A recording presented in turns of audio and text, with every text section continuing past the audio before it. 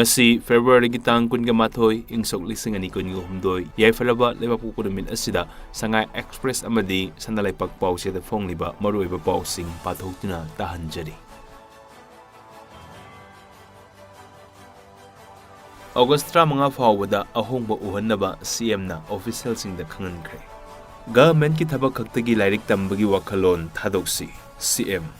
Mahiroi Singh amadi mama mapa Singh na government ki thabak phangnaba lairik tamba haiba wakhalon asi thadoksi malemgi oiriba phimam asi khangnaba aikoi lairik tamsi haina Chief Minister N Birena phongdokre.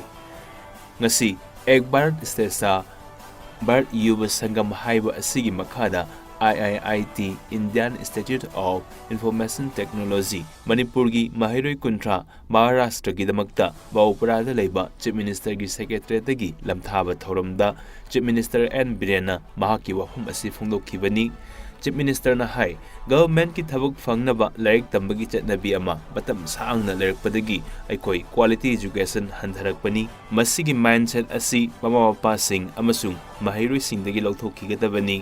Isa ningthina lairik laisu hairabadi isagi knowledge amadi talent fazana sizinaraga hena mai pakna hingba yai haibu wafam thamduna Chief Minister na hai isagi makhada mioi kya amasu thabak piduna government job tawraga fanglakadaba toloptudagi hena sawba fanghanduna nungaina hingminaba yai.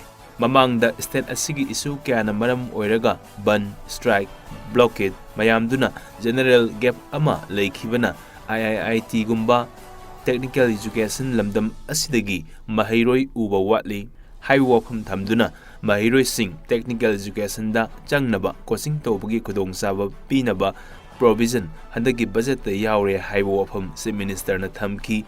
Government na IAS exam thaningba mioi singi damakta coaching tawhanbagum technical line da changningba Mahiroi Singh su coaching tawnaba provision handaktagi yaure haina su hongdoki. Government ki school fagalansi mission gi mathakta college fagalansi haiba mission su haudoklagani haiba wafam thamladuna college singi infrastructure amasung ozagi award pa leiriba mayamsi college fagalansi haudoktuna samgatnaba tawragani haina Chief Minister N Birena phongdoki.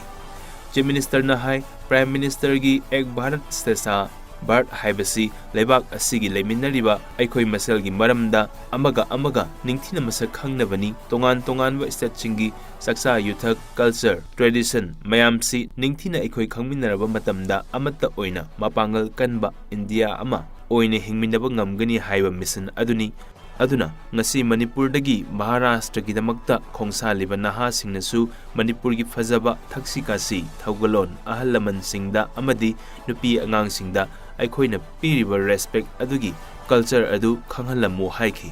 Asa athak saraga lambida arem khakna singba langthuklamganu dustbin thiraga hapsin biyu natraga isagi bagta natraga pocketa hapsin biraga yumda purau haibu wafam thamladuna mina ikhoisi yamna civilized oi haibasi khangansi haina Chief Minister na phongdoki. Ngarang nahanda semliba marching amadi ethnic park kwa mahi osanba haure haina palladuna asigumlaba thabaksing asi tawbiganu samgatliba sagatliba si aikhoigi maini khangna chasi hainasu Chief Minister N Birena phongdoki. Handak G20 gi lakpa delegate singnasu aikhoigi hospitality tourist sport historical sites asang aman lunanba mayamdu uraga thagalamlibasi aikhoi chawthoksaningaini. Ngasigi thorom aduda saruk yakiba Education Minister T.S. Basanta Kumar na hai Prime Minister gi meeting makhada India asi amakhaktani punna leiminagadabani haiba tim adugi makhada khongsit asi pangthokpani. Manipur dagi ngasi satliba naha singnasu Manipur gi fazaba furup kaya na pullaga leiriba nungsiba lipun culture tradition kaya asi khanghallamu amadi CM gi liching makhada paikhatliba development program mayam sisu tamlamu haina palladuna mini Indiani hariba aikoi state asigi positive image utnaba hotnasi haiki. Asumna state ki mahut chillaga chatpada mafamdudagi maru oiba semhausi aikoi gi fazaba thaksikasi utsi haiki. Minister Basanta Kumar na hai Manipur asi education da reform puraknaba National Education Policy implement taunaba mang thana sangsilib state chingi manungda amani apikpa amadi hill state chingi marakta manga suba position da lay mathangi chahida aikoi top ta puraknaba target thamli hainasu phongdoki. Thorom aduda saruk yakheba education amadi Thorom aduda saruk yakiba Education amasung External Affairs Union Minister of State R.K. Ranjanna mahaki warol pibada masigumaba thorom asi Manipur manungda block level da pangthoktuna mahiroi-singgi marakta knowledge exchange taunaba khudongzaba ama government na hotnabiu haiki. Ngasigi thorom aduda IIIT Manipur gi Director Professor Krishnan Bhaskar na President oina saruk yaki. Miyam gi wakatsing lawgani Commission. Nagaland gi problem punamak loisingani Amit Shah. NDPP BJP coalition Nagaland Sakti amuk hanna pairagani amasung state asigi problem punamak loisingani haina ningthaukaban numitta Union Home Minister Amit Shah na fongdokre. Naga Santi gi wari sing athubada mai pakpa warusin ama purakani amasung tonganba state ama tanduna lakliba Eastern Nagaland People's Organization gi issue singsu loisingani hainasu mahakna miyamda thajaba piki. Mikhal matungda NDPP BJP coalition na Nagaland government semgani state asigi problem punamak aikhoina loisingani haina wafam asi Mikhal gi rally amada wa ngangbada sahana fongdoki. Class 11-12 exam gi thaurang loikre. Higher Secondary Examination 2023 amadi Class 11 Examination 2023 maong maril chumna mapung phana amadi mai pakna pangthoknaba sem saban loire haina Council of Higher Secondary Education Manipur kosem gi chairman na fongdokre.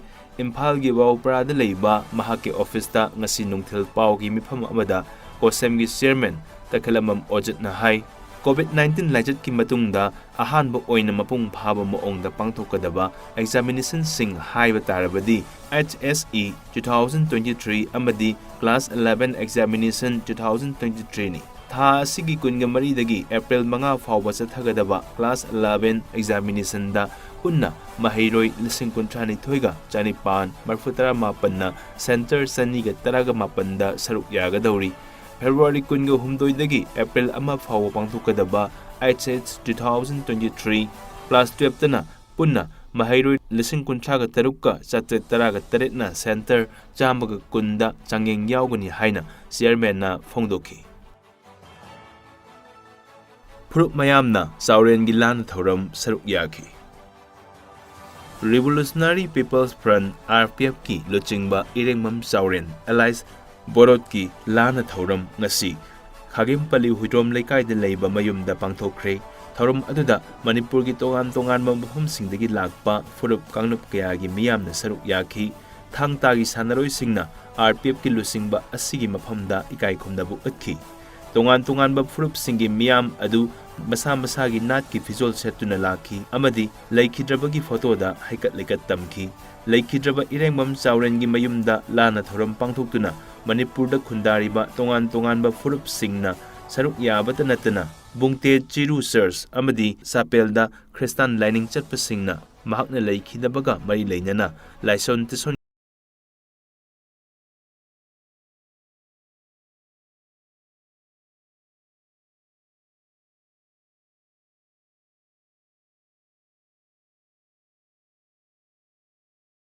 War Against Drug campaign da hena mapangal kalkhat hanaba lona pudok pusin tawba drug sing amasung atopa potlam sing detect tawnaba portable scanner sing leinaba state government na process tawri khutna pairaga silnagadaba machine asi metal sing fawraga uwa ngamba high penetrating power lay ngasi nungthil chief minister gi secretary ta nav police manipur gi official singna portable scanner adugi demonstration ama chief minister N Birenda utki demonstration adugi manungda machine asida siznariba anoba technology gi matangda amasung gari amadi body gi saruk gi manungda lot pa potlam sing matau karamna khangduk ngammi haibagi matangda chief minister da paudamduna khanghanki. Transport Minister Khasim Basum Lamlai Assembly Constituency gi MLA Khongban Tabam Ibomsa Thangmaiban Assembly Constituency gi MLA Khumuksam Joykisan Additional Director General of Police Asutosh Kumar Sinha NAPki SP K Megachandra amasung NAPki Additional SP Sasidananchu demonstration adugi manungda saruk yaki. CM na Mondum Mahadeva amasung Pumlen Pat yengsinkre. Chief Minister N. Biren ngasi Kaksing District ki manung chanba Mondung Mahadeva Temple amasung Pumnen Pat yengsinkre. Chief Minister ki khongsit aduda Hiyangnam Assembly Constituency ki MLA Dr. Y. Radhesyam, Lautak Development Authority ki Chairman M. Asni Kumar amasung atopa kaya amasu loinaki. Sadan mga nongmay amasung kulay kaya manungga konana fagatkre. Central Forest Division gi makhada layriba Nongmaising Reserve Forest manungda sa tanba lakpa miyoy mga nongmay yauna sa tanba da siznaba potlam sing kaya ga konana forest amasung police ki apun batim amana fagat pangamkre hairi. Pau si asina phangba pau asina hai Nongmaising Reserve Forest manungda sa hatpagi thabak sa thanaba lakpada khulai ga konana fagat aba miyoy sing adudi Kangpokpi District ki manung chanba Lamlai Police Station na konba Sopleng Village tagi Rima Yarmi masagi sahi nefu apokpa R Thammi Jaipur Rimai masagi sahi hompu apokpa Kadosik El Somi masagi sahi hombudra apokpa Lanchenba Eldis Losingba masagi sahi yangkay mga apokpa Losingba Singlo